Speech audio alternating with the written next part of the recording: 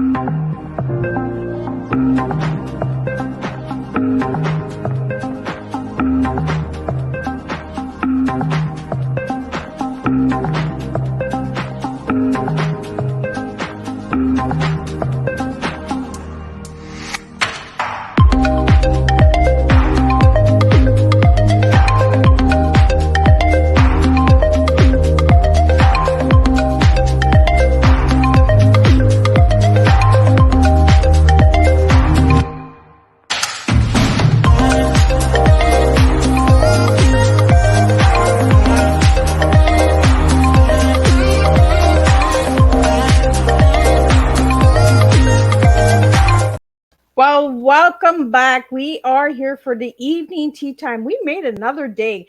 I don't know how I do these three shows in one day. I'm telling you, it is from 7:30 in the morning to 11 o'clock at night. I don't know how I do it every Thursday, but I do it. And today in the studio this evening for evening tea time, I have the amazing Erica Scott. She is the CEO of Creating Consent Culture. She's an author, she's an advocate, she's an educator, and she's a survivor, and she has a voice, and she's making a difference, as you can see in the video that we just seen that I played. So let's get the disclaimer going. Let's get some bio on Erica, and let's get Erica in here, and let's serve you a good strong cup of TEA. Now, I do want to give you guys all a heads up that tonight's tea time may be triggered. So I will have trigger warnings going up and down the screen during the broadcast. I will also put the trigger warning into the audio information. So if anything does trigger you, please, I will not be offended if it's too much and you need to leave the show. I will be honored if you guys would rather leave than be triggered, because I do know how triggers work from being a survivor of abuse myself. So let me give you the disclaimer and let me get you some on Erica Scott, and let me get Erica Scott in here and let's just spill some education out there to all of you tonight. Disclaimer for Miss Liz's Tea Time Live Show. Miss Liz, myself, is going live using StreamYard. Before leaving a comment, please grant StreamYard permission to leave your name at StreamYard.com.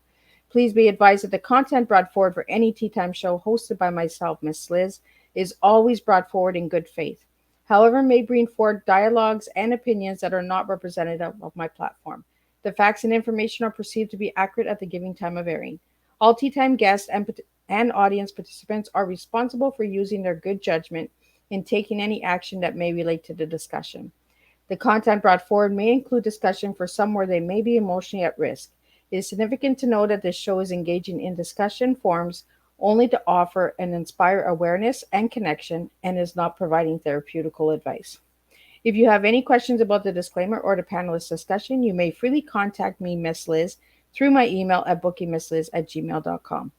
Moving forward, should you choose to voluntarily participate in today's show in any aspect, I myself, Miss Liz, welcomes you. And should you decide that the show is not made for you at this time, I respect that choice, and we'll see you at a later show at a later date and time. And again, all tea times this year in 2023 are done on a Thursday, 10 a.m., 3 p.m., and 7 p.m. Eastern Standard Time. If they are not on a Thursday, it is a rescheduled tea time, which will be a Monday or a Tuesday.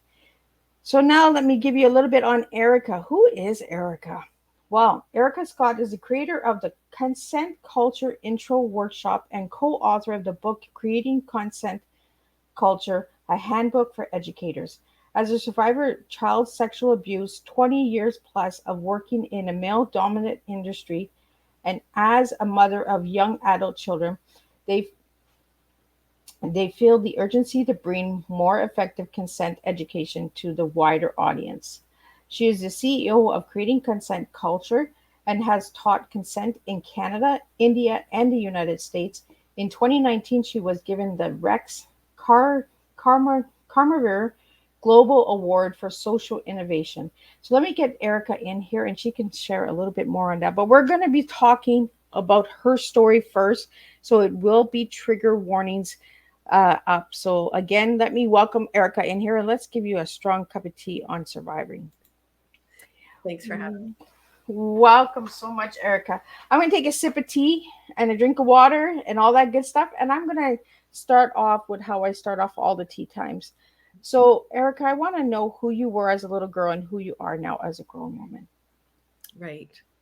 So, as a little girl, I felt very alone. I was scared, and I felt that I didn't have a voice. I felt my voice was really taken from me. Um, and so, yeah, I am a survivor of child sexual abuse, and I did not tell anyone anything. The very first time was when I was like 14 years old, and then I hyperventilated. I couldn't breathe. Um, and then it was, quite some time before I took any action. But,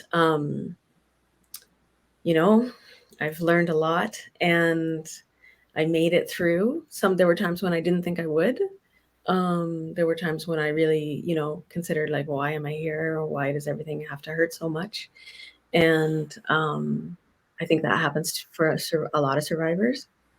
Um, and I found my voice again, and I'm now a consent educator, which is really um, um, helpful. It's good to feel like I'm having an impact and making a difference, and it's also really healing for me as well.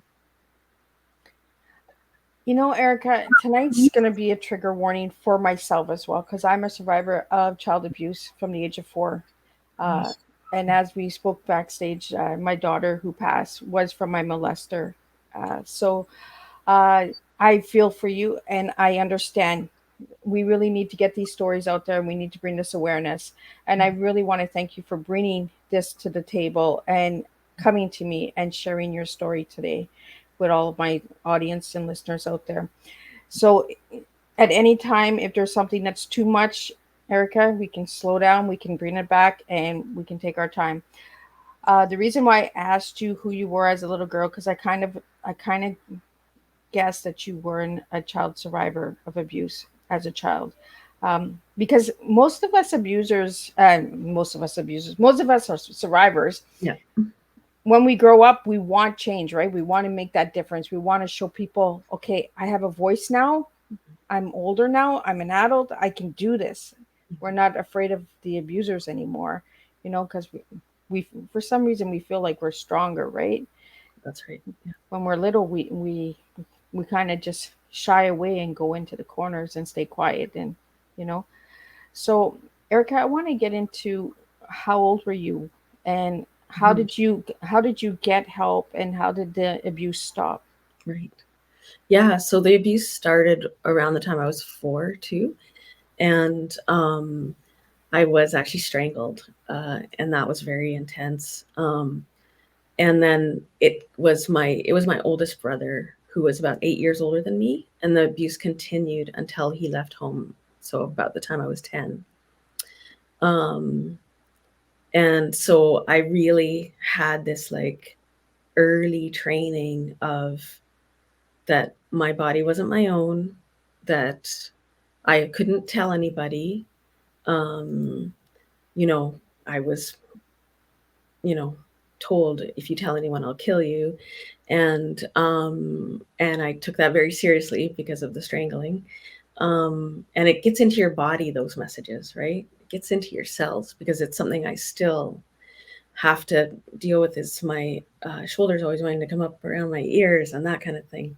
I don't even like wearing turtlenecks, and um, it's you get over a lot of things, but other things stay in your cells, and you have to keep reminding yourself. You have to keep doing nice things for yourself and treating yourself the way that you would treat someone that you care about. Um, that's something that I learned much later. But I don't know if you wanted me to stay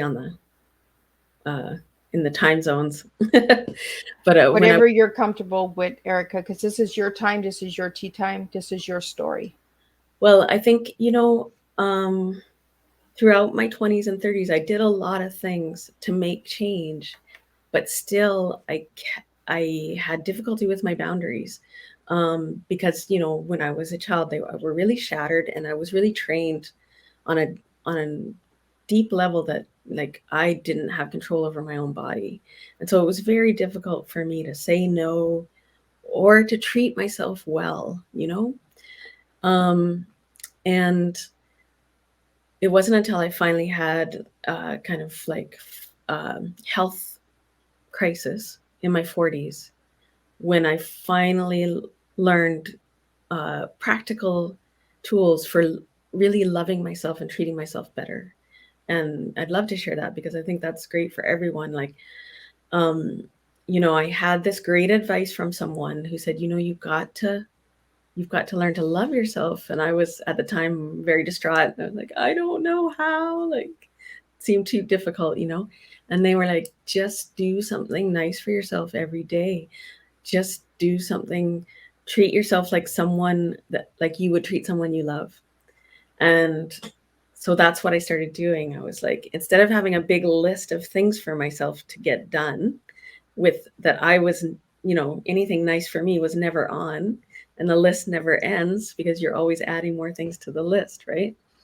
So I stopped doing that, and I started making sure that every day I did at least something nice for myself, something that would make the cells in my body go, oh, somebody loves me.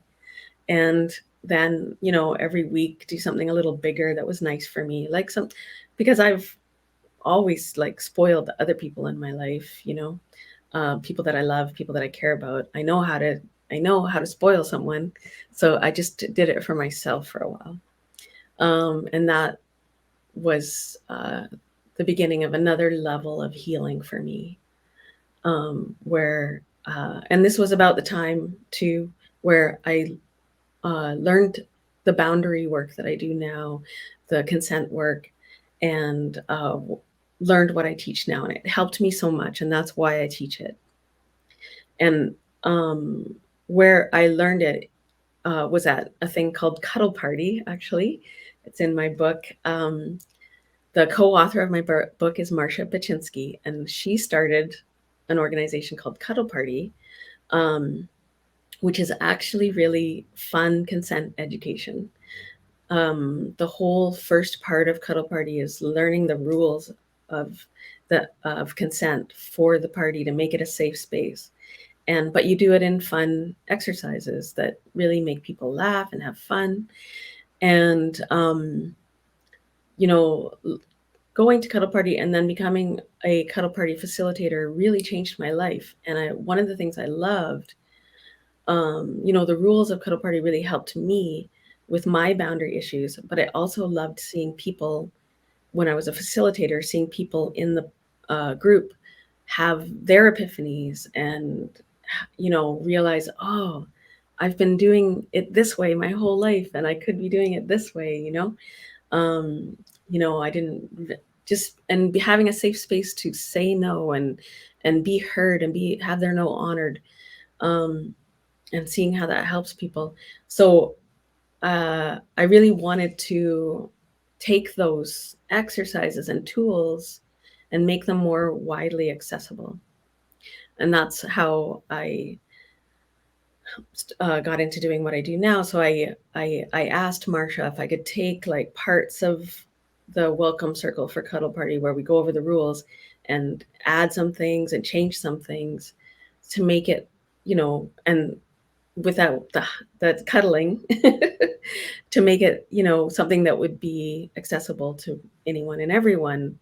And she said, yes, go for it. And I was living in Honolulu at the time, and I workshopped the new workshop there, and got great feedback, and people really enjoyed it. And so then I realized, okay, now what do I do with this? And I convinced Marcia to write a book with me, and I've been leading the workshop ever since and sharing what I've learned, and what I'm still learning with other educators, with parents, with students. And yeah, it's really been good. It's been a good thing in my life. So, Erica, creating consent culture, Mhm. those three words, do they stand for something for you? So, you've probably heard people talk about rape culture, and that's a real thing that we deal with. But in the book, we talk about it more as coercion culture, because consent is not just about sex and not just about sexual assault. And so we talk about the broader issue of living in a culture where it's really normalized for some people to have more power than others, and then to use that, you know, to coerce other people to do what they want. And this is, most of us grow up, you know, learning that we have to do what other people want us to do a lot of the time, and to just whatever we're feeling, just shove it down. And so creating consent culture is freeing ourselves from that as much as we possibly can.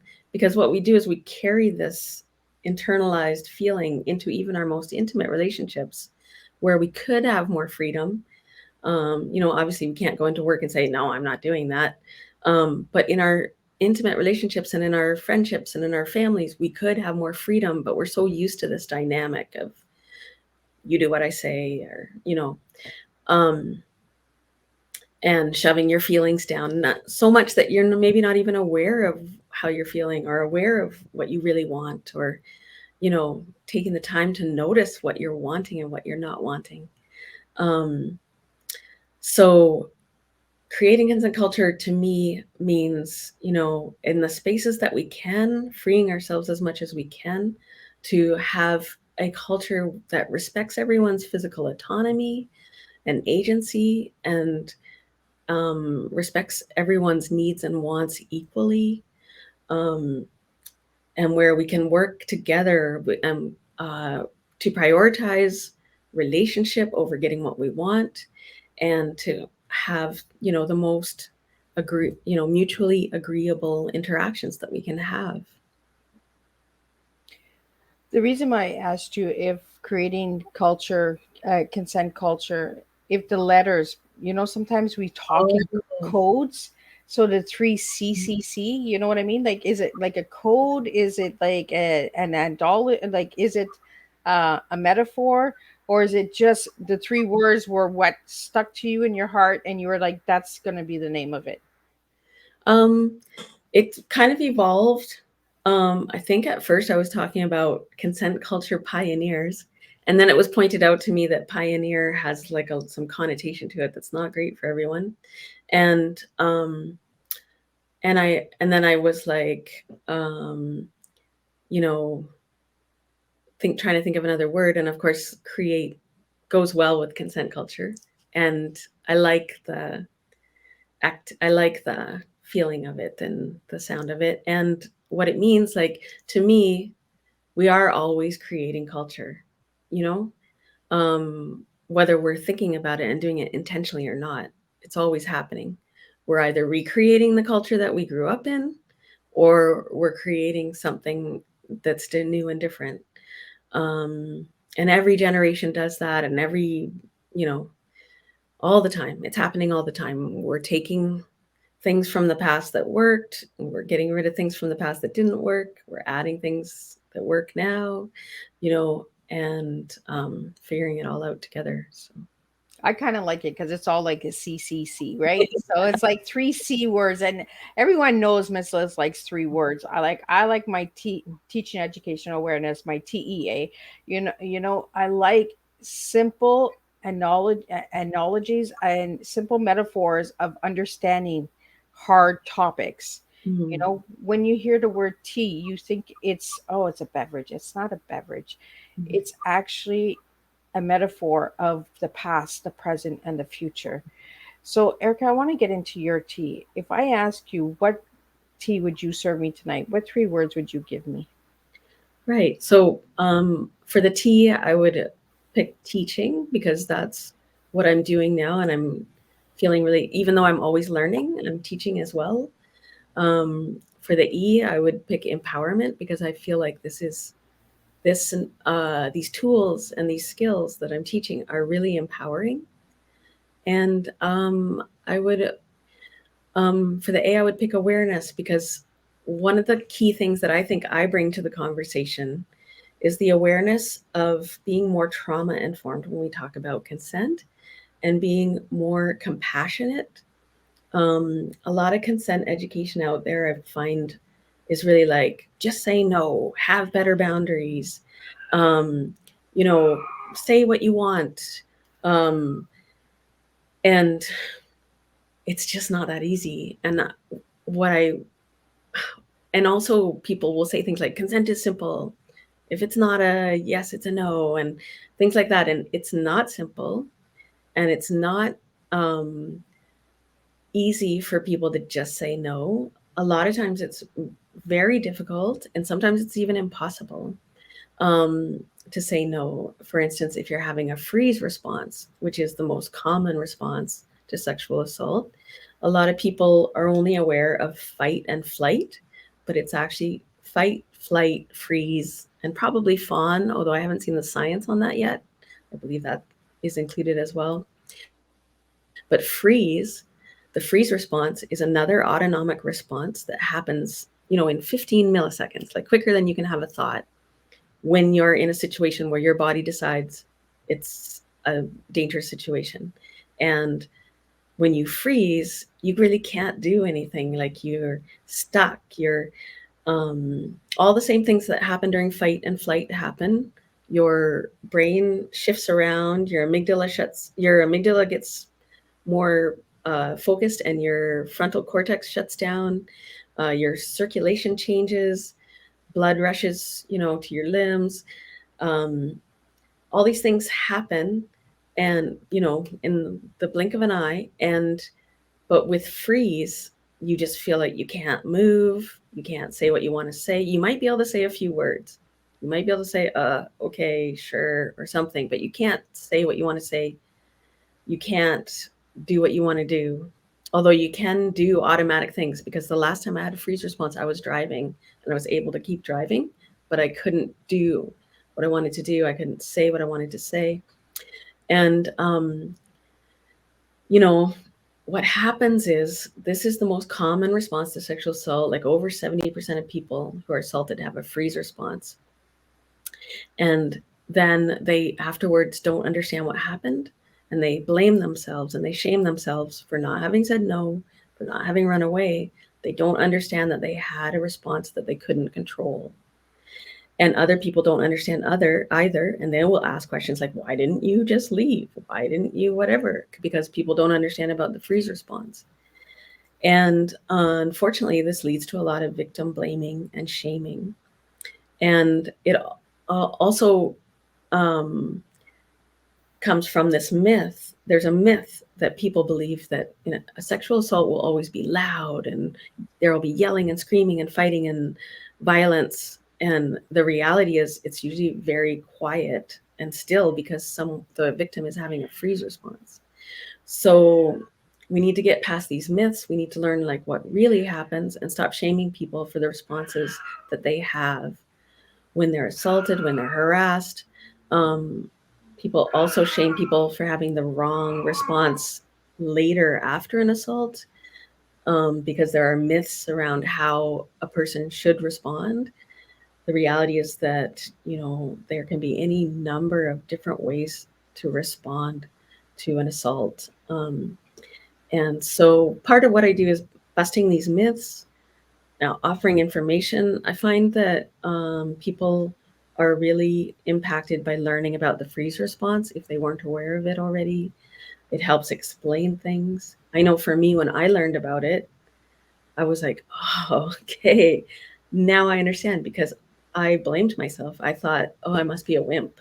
I know I said the next time something like that happened, I was going to punch them, but then I didn't do anything. So I must be a wimp. I must be, weaker than I thought I was, even though I knew that like I felt really weird. And like, so the last time I had a freeze response, I was actually part-time Uber driver in Honolulu, and I picked somebody up, and it was early in the morning and they were in their work clothes.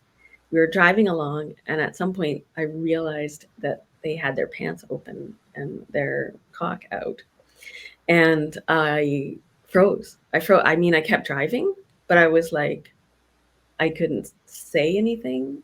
I and I was almost at their stop when that happened. So I kept driving. I stopped the car. They got out, and then I just drove home. And then I laid down for like 2 hours. I couldn't even like make a phone call or anything. Um, so I was able to keep driving, but I wasn't really functioning, and I knew it was really weird, but I didn't understand about autonomic responses. And still, I think science still doesn't really, they understand how quickly we go into them, but I haven't seen any research about how long it takes to come out and how that works, or how, over the long term it affects you or things like that. So there's still a lot of research that needs to be done. But anyway, that's one reason that people just might not be able to say no at all. But even if you don't take the freeze response into account, most of us have a hard time saying no. We don't want to hurt people's feelings. We don't want to let people down. We want to be liked. We want to fit in. We might be afraid of the reaction that we're going to get if we say no. There's so many reasons why. But even in really low stakes situations, most people have a hard time saying no.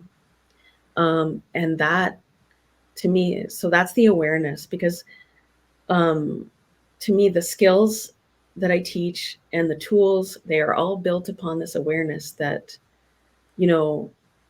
people really struggle with saying no, with hearing no, with asking for what they want, with knowing that they can change their minds, with noticing what they want and what they don't want. And all these things are essential for having a good interaction with others. So yeah, so I love teaching the skills and tools, but it's all built on this foundation of awareness of how challenging it is, because we've all learned the wrong thing. Most of us anyway. And so there's a lot of unlearning to do as well as learning. And I'm glad that you're talking about the freeze, because we don't talk about that enough. And as adults, we're like, well, come on, like this happened like 30 years ago. Why is this still triggering me? Well, it's because it's been ingrained in you to be frozen, right? Because when the abuser comes at you, you automatically freeze. You're just like, if I just go still and I go quiet, they're going to go away. It's going to stop. They're going to be fast. It's going to get over with quicker if we're quiet. And it's like you said, Erica, it's most people have it in society that it's loud, it's screaming, it's banging, it's, you're fighting for your life. But 85% of child abuse survivors have all gone quiet. That's right. Have all gone to the silent side. They've all, I'm seen, but I'm not heard.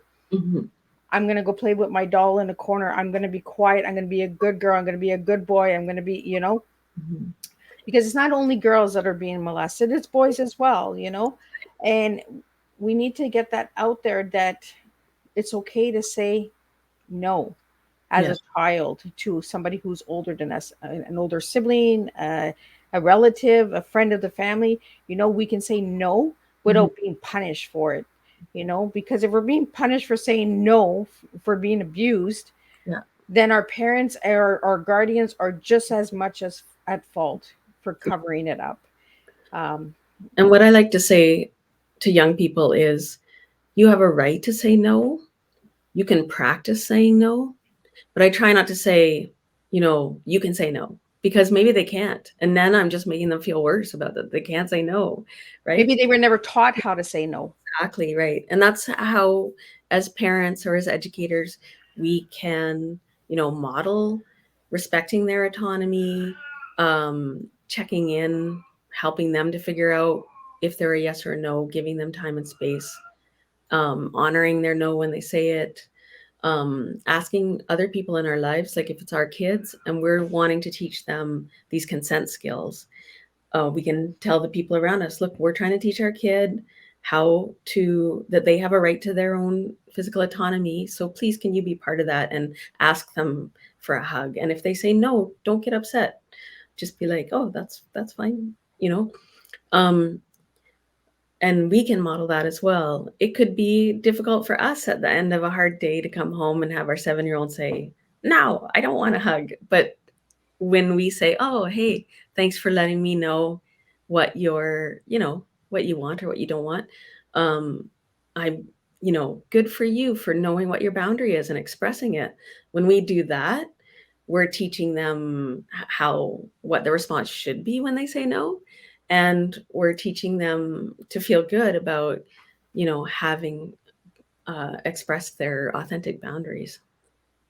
And when I teach parents that, I say, like, I'm not saying if your kid says no to washing the dishes that you have to be like, oh, thanks for letting me know. No, this is about No, the dishes still need to get washed. no, this is about their physical autonomy, their physical agency, and and also things like, say, if they are like, okay, I'm a big boy now and I want my bedroom door closed. Hey, that's great that that's what you need now, and like, thanks for telling me. I'm really glad you figured that out and you were able to tell me. Now you're like telling them that it's good for them to have boundaries, it's good for them to express them, that you appreciate it, and that they can always do that with you. And if some later, when they're expressing a boundary, if somebody doesn't respect it, they're going to notice the difference, right? I had a mom say to me, oh, yeah, I wish I had thought of that when my daughter said, I don't want you smacking me on the bum anymore. I'm too old for that. And I was just like, oh, so you're all grown up now, right? Because, we're used to them being our little kids. So she was like, oh, I wish I'd known, because then I would have been like, oh, thanks for letting me know. So these are the ways that we can model these skills and teach them at the same time. So I want to talk a little bit about the workbooks that you have, and the book that you have. I believe that's the book behind you. Mhm. Do you have like exercises in the book? Yeah, there's at least one exercise for every skill. And so the skills are things like, for me, a foundational skill is hearing no graciously. I feel like we could all get better at hearing no, but also when we're teaching people to get better at hearing no, we're not putting all the pressure on the victim or the targeted person to like say no and have strong boundaries. No, we all need to be more aware of other people's boundaries. So hearing no graciously is a big one. And we have a few exercises to work on that. And the exercises kind of build on themselves. So if a person was doing the whole workshop, they would practice it over and over in different exercises. Because it starts with saying and hearing no. And there are exercises for helping people to read body language and recognize a lack of enthusiasm, because that's another thing. That's another reason that consent is not simple, is because not even every yes is a yes. We say only an enthusiastic yes is a yes. And that's right, because and really, people can say yes and be totally unenthusiastic, and they're doing it because they think that's what they need to do, think that's what they should do. They think someone won't like them if they don't. And so we all need to get better at recognizing that. And that's one thing where I'm really like, because I feel like in most consent education platforms, they just say, look for an enthusiastic yes, or you must get an enthusiastic yes. But then they don't teach, like, what does that look like? Or what does an unenthusiastic yes look like? Because I'll go into classrooms and I'll say, okay, is this consent? And I'll look at the floor and I'll be like, okay, sure, I guess. Like, I couldn't be more unenthusiastic. And there will still be several kids in the room that say, yeah, that was consent because you said yes. Wow. So it doesn't just come naturally to everyone. We have to teach them. We need to and we actually have a really fun exercise where they practice kind of saying the opposite of what they mean, but nobody does anything. So it's kind of like people ask, they take turns being the no person or the yes person. And they have to say no or they have to say yes. And when they're saying no, the other people are asking them things that make it hard to say no. Just no questions to do with sex or violence. So they'll ask them things like, um, can I give you $1,000? But they have to say no, right? And then they go around, they all take a turn doing that for a while. And then they go around and they are the yes person. And people ask them questions that make it hard to say yes. So like, can you give me $1,000 or can you come clean my house or whatever? And they have to say yes. No one's going to do anything, but they have to say yes. And then you see all these like, yes, oh, yes, right? And so then they get a chance to practice seeing what it looks like when someone's saying the opposite of what they mean, and also feeling what it feels like when you're saying the opposite of what you want to say. Because that will come up too as like, oh, that was actually kind of a familiar feeling because that's something I do. So yeah, there's exercises for every skill and they're fun. People laugh. And that's part of, I like calling it creating consent culture because, fighting the culture that we're in, fighting the rape culture, fighting culture of coercion, that is exhausting and hard work. And I applaud the people who are doing that and what that takes. As a survivor, I don't have the energy to be in that part of it, but I find that the creating of the consent culture is really light and fun. Sometimes we talk about a little bit heavy stuff like the freeze response. There's no exercise around that. It's just like, here's some information. If they're younger, I'll talk about how, this is a mammalian response. And even, you'd hear about a deer frozen in the headlights, or it's like something that can happen to any animal. And I'll talk about the science of it. And I'll talk about how it's the most common response for children too, like you were saying, because, what's happening is your brain is deciding, instantly, what's going to help me survive the most. When you're a kid, where can you go? This is where you live, right? Or usually it's in your home, right? And you can't fight. You're small, they're big. So of course, freeze is what we go to. And our bodies decide. And that's something I really try to help people understand, because I have had parents and teachers say to me, well, why aren't you just teaching them not to have a freeze response? And it doesn't work like that. It's not a conscious thought process. We don't consciously think, oh, I'll have a freeze response because that's going to work the best. It's an autonomic response. Our brainstem chooses it. And there's no time to have a conscious response if you wanted to, because it happens in less than 15 milliseconds. I don't know, like that's faster than I can snap my fingers. Like you can't have a conscious thought that fast. So, well, and you can't really teach freeze response, Erica, because everybody freezes to different things, right? Different surroundings, different smells, different triggers. What might trigger you won't trigger me. So I'm not going to freeze the same way. So even if you had an exercise, you can't really say that child is going to do that freeze for that moment.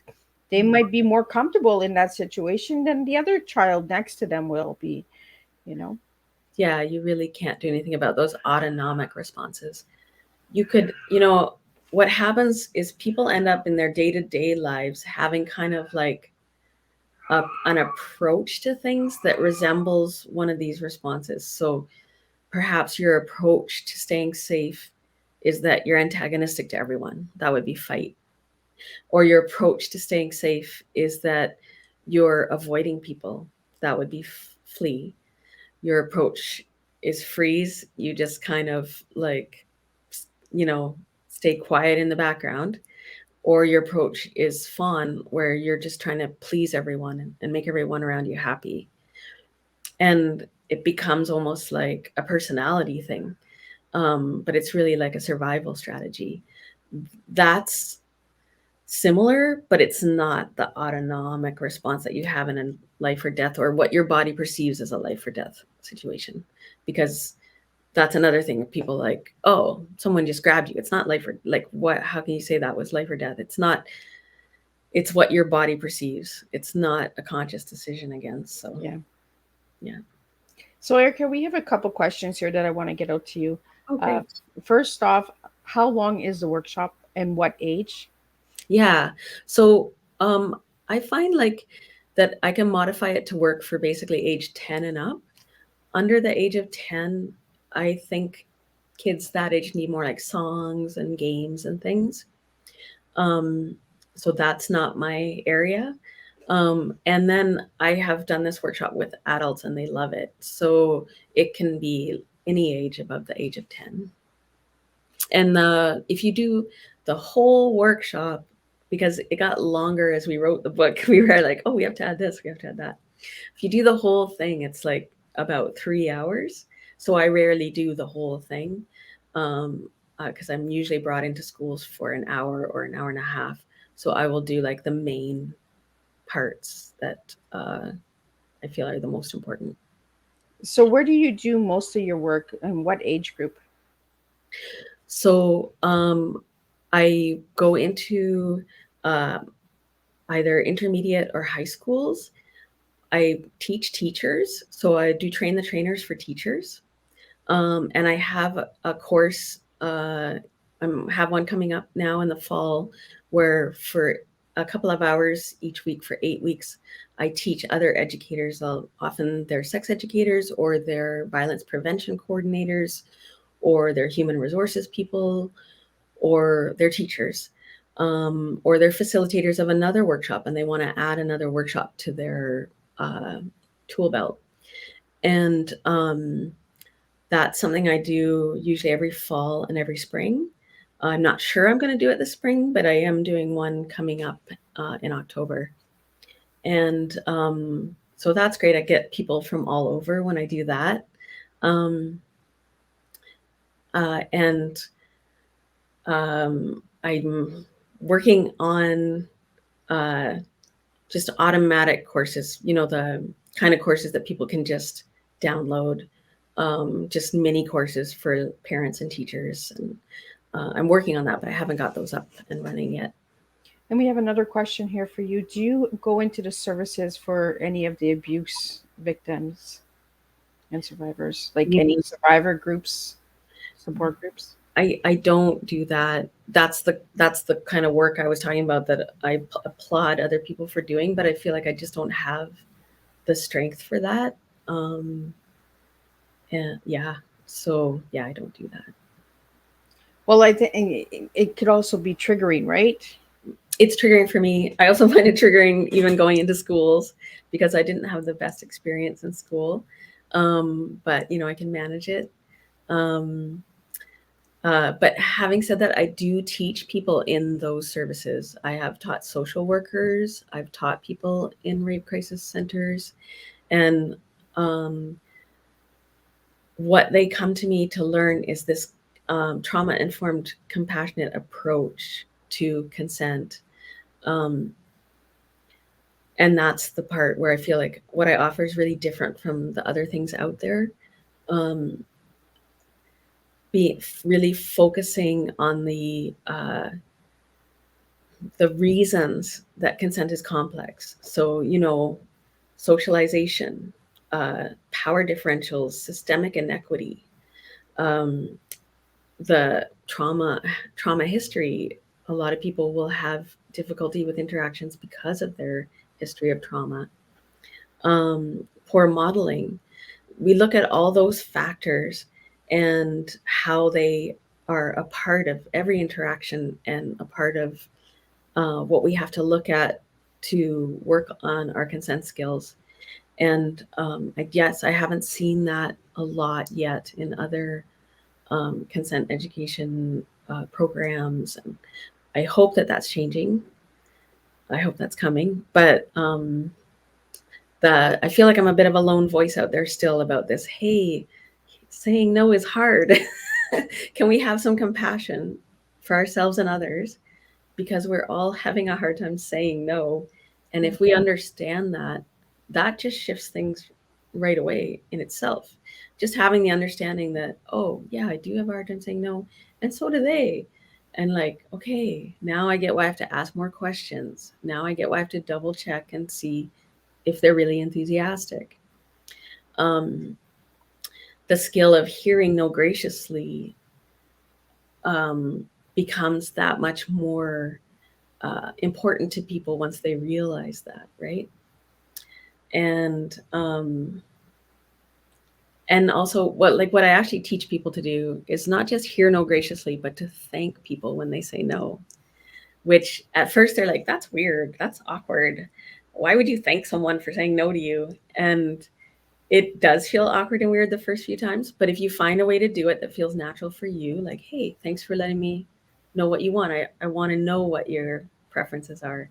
Or, hey, that's cool. No pressure, or whatever it is that makes you feel comfortable saying thank you. It shifts everything, because once a person feels like, oh, I can say no and they actually appreciate it, I'm safe to have boundaries. I can say what my boundaries are. Now you're creating safety. Now you really are creating intimacy, because everyone feels safe to be themselves and say what they need and want, and what they don't want. And another thing that I really focus on that I don't see in other programs is that it's really common and normal to be unsure, and that's okay.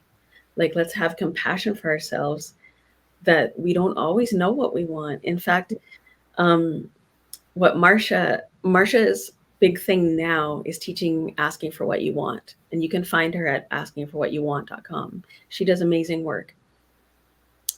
Most people have a hard time asking for what they want. They don't ask clearly. They ask for what they think they should ask for. They ask for what they think they can get instead of what they actually want. And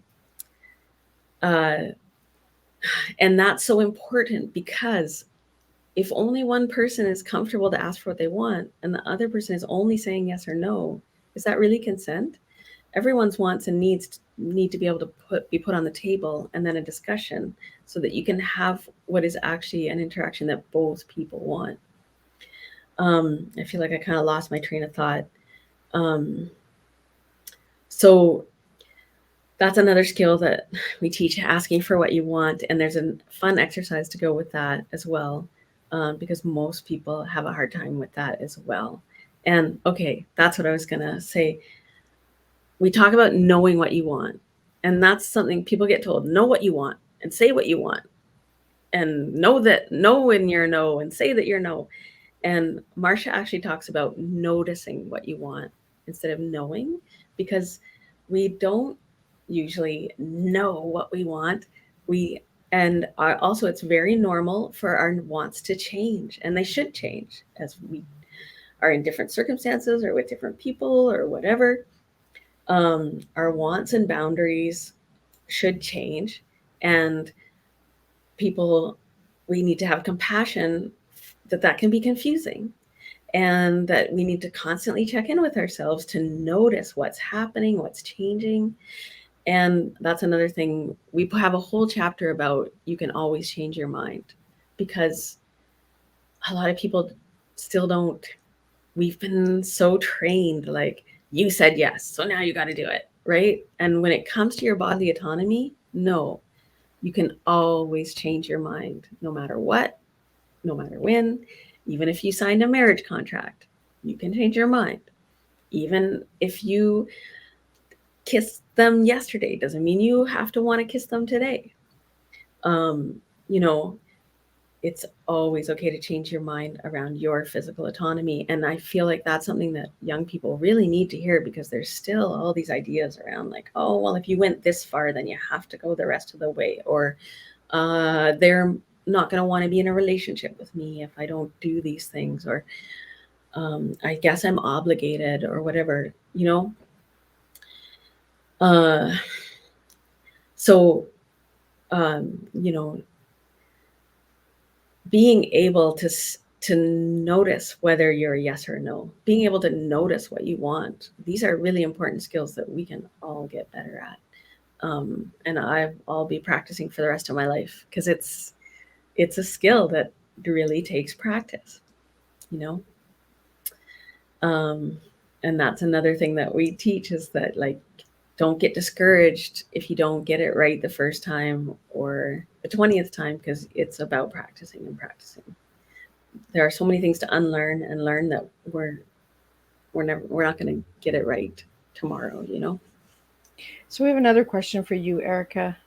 Being a survivor, do you find that it helps to get this message out there? Absolutely. So I've done all kinds of research, and one of the best ways to turn PTSD into post traumatic growth.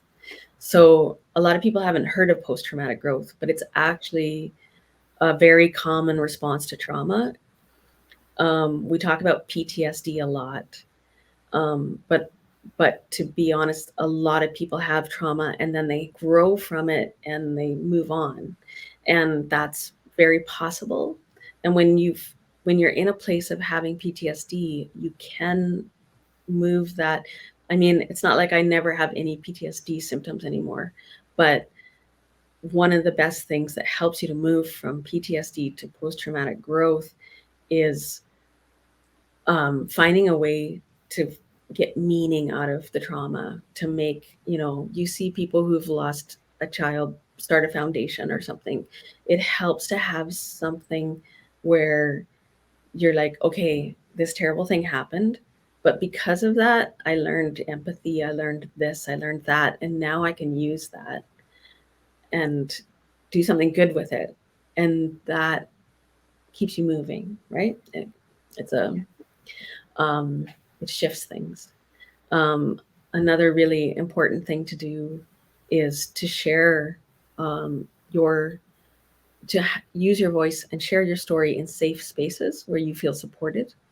That's really important. A lot of the reason that a lot of sexual abuse survivors have PTSD is because we feel silenced and we felt like we couldn't tell anybody, or we felt ashamed, um, and then it eats away inside of us when really there's so many of us, if we're not the majority, you know. And but it, you have to make sure you're sharing in a space that's safe for you, though, that feels safe, where you feel supported. Otherwise it can be re-traumatizing if you have people, shut you down again or whatever. So if you can find a supportive, even one other person that's supportive and safe for you to talk about um, what you went through and how you're feeling, that can help. Then if when you get to the point where you can take that experience and use it to do something good with it, that can help. And there's another one, there's a third one, and now I can't remember it right now. There's a third thing that helps you shift from PTSD to post-traumatic growth, but I'd have to look it up again. So, Erica, where did you find out about this post-traumatic growth? I think I was just researching and I stumbled across it. Yeah, I was really happy to learn about it as well. Yeah, because it's the first time I've heard of it. So I'm going to be doing some research on it as well, because, we can always take the negative and turn it into a positive. And like you said at the beginning of the show, we need more compassion for getting these topics out there. And I think the survivors are the ones to do it. I say this all the time. We live it. We know the symptoms. We know the triggers. We know the freeze patterns. Mm-hmm. We can speak on it because we lived it. Mm-hmm. And I think this is where we're going to make a huge impact and a huge difference when we start using our voices to create programs like yours, creating consent culture, because you're bringing a healthy way of bringing it to the table to have a good conversation, open dialogue and safe. Like when we feel safe, then we can open up. Yeah. And when both partners, male or female, or family members, feel safe and they can actually talk and know each other's boundaries, you have better communication skills and you have better outcomes.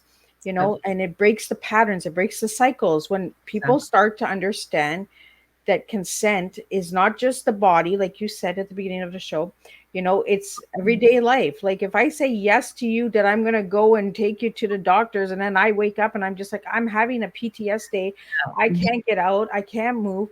Mhm. Don't hold it against me because I gave you a yes Yeah. yesterday and today I'm saying no. Mhm. You can change your mind. And that's just an example, of how we can change our minds. Yeah. And you have some really good articles that we're running almost to the hour here. You have some really good articles that are on your blog that I recommend people to go and check out. Check out the website, check out what Erica is doing, because I think that we need more of this. We need more survivors stepping up and creating platforms like this where we can have the conversations that we were too scared to talk about when we were children, Mhm. uh, you know, and so that we can get through the post traumatic growth. I've never heard of it before, and I'm learning something new tonight. And for all the listeners out there, this might be the first time they're hearing it too. So you know what I mean. We can see that there's an improvement. Mhm. We don't always have to stay with the victim mode, the victim. Let's become survivors. Let's become warriors. Let's become Mhm. the voice of change. And that's what I see with your program and your book, is that you're bringing change because you didn't have it as a child. So you were like, what can I bring to the table that I didn't have? Yeah, that's right. And please have compassion for yourselves and be kind to yourselves. And that's where it all starts. And then, it's actually the hardest thing to have compassion for ourselves and be kind to ourselves. And the only way I learned how to do it was to actually pretend like I was somebody else. To be like, okay, how would I treat, someone I wanted to spoil? Okay, I would do that. Okay, I'll do that for me. Do that for yourself. Give yourself that. Be kind to yourself. Let the cells in your body know that they're loved, and everything good comes from there, I think. I want to go into something because when I asked you your favorite color, Erica, you gave me lavender. Oh, did I? So is lavender one of your treats, like one of your things that you celebrate with, like I think pamper yourself with? I probably picked that because I've had the experience of picking lavender in lavender fields before, and it's such a lovely experience. Lavender is very calming and soothing, and when you're picking it in a whole field of lavender, you just end up being like, oh, everything's great. Well, and we need those moments, right? Yeah. So what did you use to pamper yourself, Erica, to make yourself feel good? Things that help me. Well, I love dancing. That helps me feel good. I love getting a massage. If I can get a therapeutic massage, that helps me feel good. Um, go get myself acupuncture, take myself out for a nice dinner. Even if there's no one else to go with, just get myself my favorite thing. Just little things that are like, it's okay. It's okay for, like, you can have this. Um, but everyone has different things, right? Yeah. Everyone has different things that make them feel spoiled, that make them feel like cared about. Um, and just figuring out what that is. Maybe it's singing, maybe it's going for a walk, even, and uh, I don't know how many other people are out there are like this, but I was this compulsive list maker, and everything on my list was about making sure that everyone else in my life was taken care of, and I wasn't even on the list, right? And then I never let it run out. If it got shorter, I added things to it. So if you're that kind of person, please stop doing that. Put yourself at the top of the list. Make sure you take some time, for yourself and to take care of yourself. I know it can be really hard sometimes, even if it's just a few minutes of like, you know, this is time for me to shower myself with some kind of love. Absolutely. Well, I want to really thank you, Erica, for sitting and sharing your story with us tonight. For any of the viewers out there, if this tea time resonated with you and it helps you, and if you're looking for the book, go to her website. Erica, I'll get you to say your website and spell it out for the audio listeners out there. And then we're going to wrap up and we're going to start all over again next week. Yeah, I mean, it's creatingconsentculture.com. So hopefully that's easy to find. And yeah, and feel free to reach out to me. I'm happy to answer questions. There's a contact button on there. And the email is just info@creatingconsentcultures.com or consentculture.com, sorry. And yeah, and I'm on Instagram as well. And I have a Facebook page. Yeah. So if you go to the website and you go right down to the bottom, you'll see all the little icons and you just click on them and they're going to take you to where she is. Awesome. I Thanks. really want to thank you, Erica, for doing this and being a voice for the survivors out there. You know, we all get louder when we all work together and we all share together. So I want to thank you for sharing tonight. I want to thank all the viewers and listeners that tuned in tonight. If you'd like to know more about Miss Liz's Tea Times, check out my website at www.misslizsteatimes.com. You'll see this tea time there as well, but you'll also see it on multiple platforms for podcasting stations and apps. Also on the radio, you can check it out. You can check out the YouTube channel, give it a quick subscribe. You can watch these tea times at your own pace. You can watch 10 minutes, pause it, go back, watch another 10 minutes. Because I know sometimes an hour tea time is a lot for some people. So you can pace yourself. The tea times are there for life. Check them out. Watch what resonates with you. And if something resonates, share the tea time, because this is how we make a difference. And this is how we spill tea with Miss Liz, is we just get the awareness out there. So we're teaching education awareness through our stories and we make a difference. So until then, I will see everybody next Thursday, same time, same place, and 3 different TEAs will be coming to the table. So have a good weekend and stay blessed. Thank you.